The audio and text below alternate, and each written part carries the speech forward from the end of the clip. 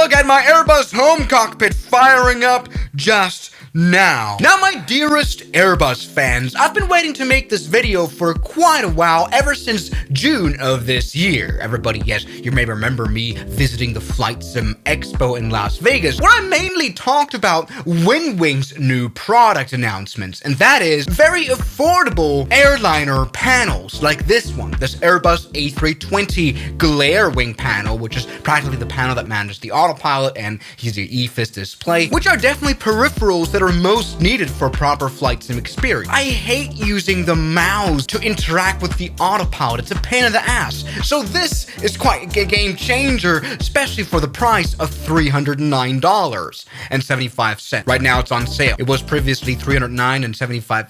Okay, something went wrong there. See, usually these products cost a lot more. This right here is a product from Wingflex on Amazon, an A320 panel that costs €1,000. WinWing sells this for $300, a 1/3. Let's see if it's any good. Everybody take a look at this table. Well, we've got 3 boxes, which all say WinWing on them. Everybody, yes, I've reached out to WinWing and asked them, well, can you send me a product early? As of right now, this is only available for pre-ordering. I guess maybe they're shipping out before Christmas if you order now. An item that's already available, though, is the EFIS displays here. This is for interacting with, you know, the map and everything. I guess the FCU is something that takes a bit of a while. Everybody, let's take a look at this $300 Airbus A320 cockpit, which is interesting. It's never actually called that. They don't have Airbus here in the marketing, probably because of licensing. It doesn't matter. As you can already see, they sent me the product, but I can say whatever I want about them. This is going to be a very honest opinion. So let's go ahead and open the boxes, which are honestly quite a surprise,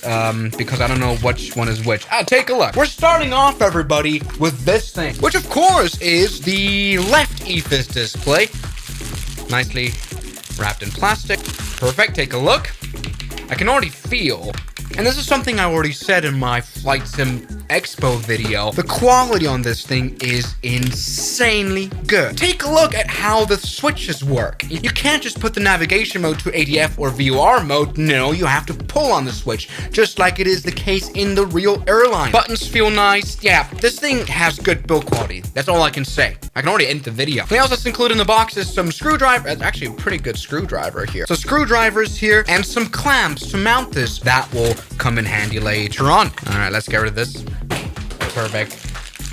Some more screws. This is very important for mounting this thing onto a full-on system. Now, I reckon the right... come on, open. Yes, everybody, I'm using the screwdriver here. There we go. Take a look at this. All right, another set of screws and screwdriver things, and we have the right EFIS display and also this connection cable. Very good. There we go. Take a look. This is what is already for sale. Obviously, I don't quite see the reason why you would need, both of these, unless you have a full-on cockpit that also has a co-pilot. Also, this is obviously immensely aesthetic as well. All right, let's get rid of this box. And I guess here we have the big star. And I'm so proud to have this. Take a look at the autopilot panel. Yes. There's a safety tag on this thing, which explains how to use the autopilot panel. I've always, found it interesting how the A320 autopilot works. With their all push and twist and pull out and all that stuff. So it's quite interesting. All right, let's get rid of that. Perfect. Set this aside. Nice. And now I guess, have to screw those together, all these parts. So very simple. So this is like standalone. You have to get rid of this screw, just a short one. Place it with a long one. Go. That's how you connect them there too. Perfect. That's very simple enough.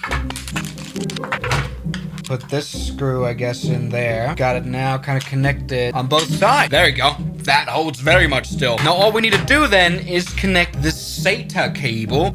Boom and boom. Like that. Same procedure on the other side as well. We just get rid of the short screws right here. Yes. And replace it here with the longer ones. Then we can screw these two together like that. Perfect! And look at this beautiful thing that I've just crafted. Perfect. Now let's use these clamps right here to make this thing sort of better for desk. Perfect!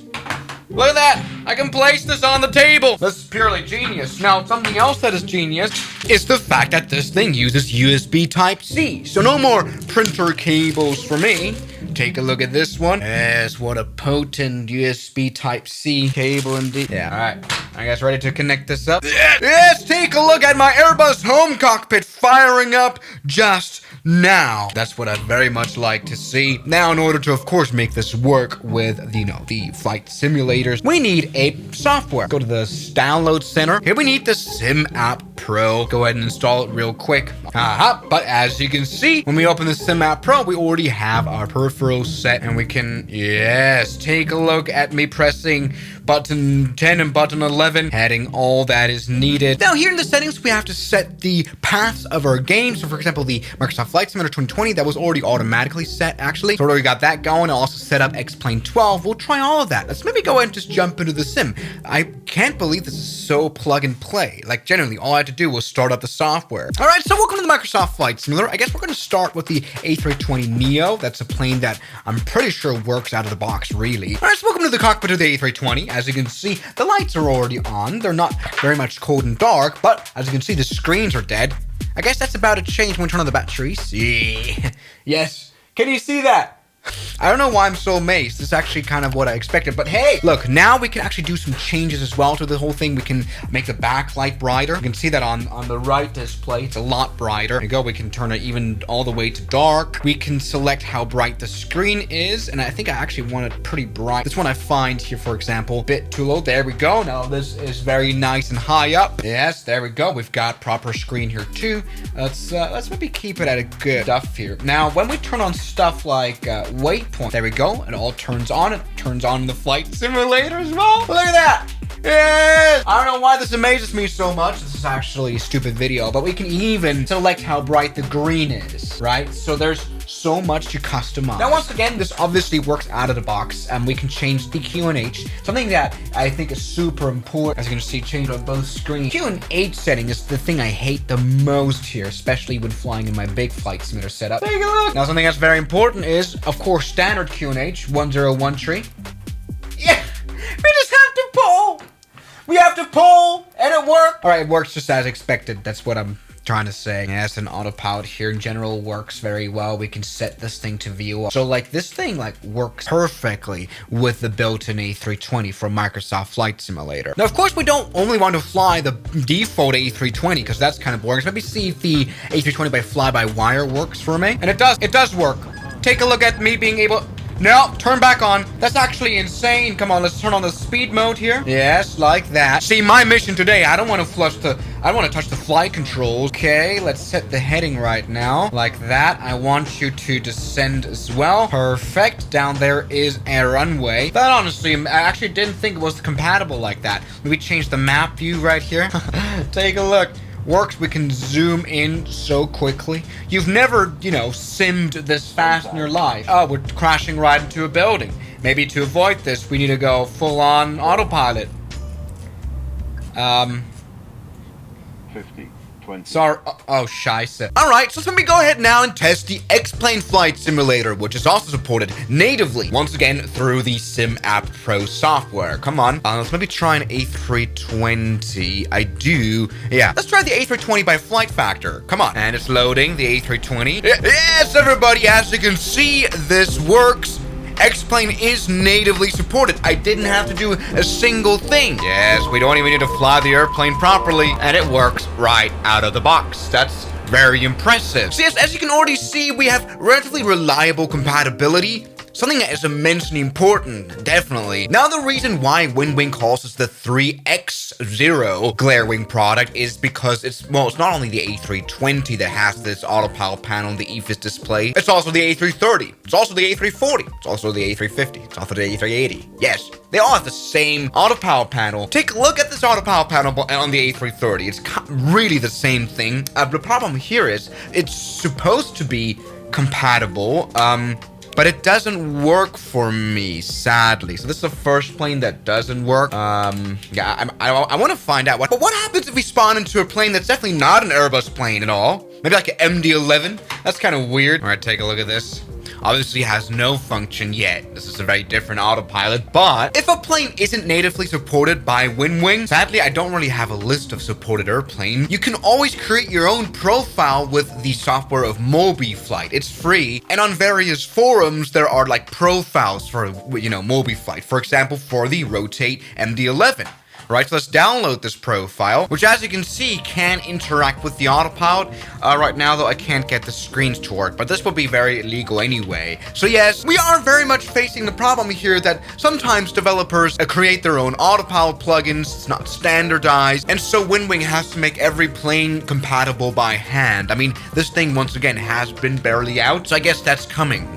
One more problem is, and that's the beloved A320 by Phoenix Sim. You know, we all love it. It's a great aircraft, but it's been known to cause issues with add-on screens like this. Look, I mean, as you can see, we are in the Phoenix A320 now, which is all great, but take a look. We can only interact with the cockpit, but, the digits here aren't shown. The screens don't work. This is because Phoenix Sim has their, proprietary autopilot system, and it's gonna take a while for them to actually make this work. I guess until WinWing has found a solution for the Phoenix Sim, we have to rely on the community. For example, there is a MobiFlight profile also for the A320. So let me see if that works. I'm not actually sure. Although that one doesn't work. I think, actually, this is funny. I don't think I can use MobiFlight yet because these EFIS displays are barely out yet. I mean, I'm probably one of the first people to actually have them anyway, and that could probably be the reason. And so, no, I can't get Phoenix to work as of right now, but hey, the fly-by-wire is totally good enough anyway. So right there you have it, the new WinWing Airbus product. I very much wish this everyone approved. Yes, this thing is fighting against compatibility like every peripheral hardware for Flight Simulator, honestly. You have no idea how much of a pain in the ass the multi-panel by Logitech was. I can't wait to see more planes added in, especially like the whole Airbus line, A340s, A330s. And so everybody, this has been a very pleasant first impression of the WinWing, everybody. Thank you guys so much for watching this video, and I'll see you guys in the next one as always. Good night. And a special thanks goes out to my members, my supporters, Guns Killer, R27, James Duram, That Dude, Anime Gods of Gaming, Derek, Insider Plane, Nishijitsu Finer, Professional Jamal, Ryland Williams, and New the York. You've got beautiful names.